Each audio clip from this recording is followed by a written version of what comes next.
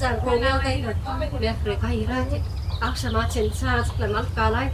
Ayağım akşam açın gelir ne bir koyuyor. Hadi. Yani akşam gelmese şok çocuklar öyle yetişir. Ol, oynamıyor var. Mutfağı mı var?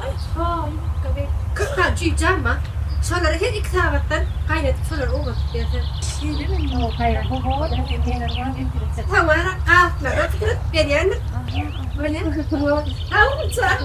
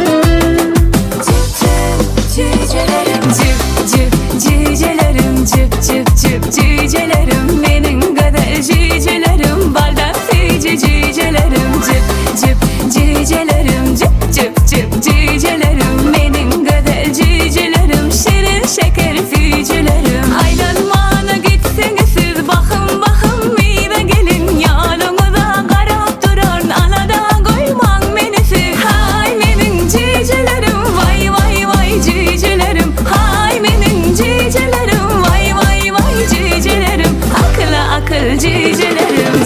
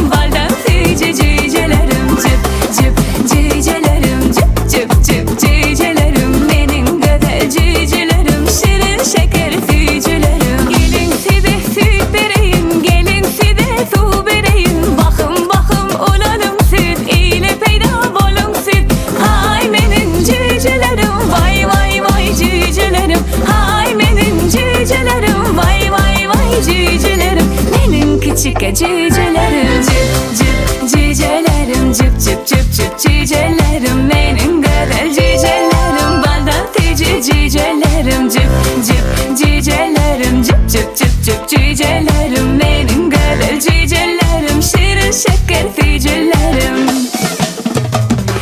cip cip cicelerim cip cip cip cicelerim benim kadar cicelerim baldan tici cicelerim cip cip cicelerim cip cip cip cicelerim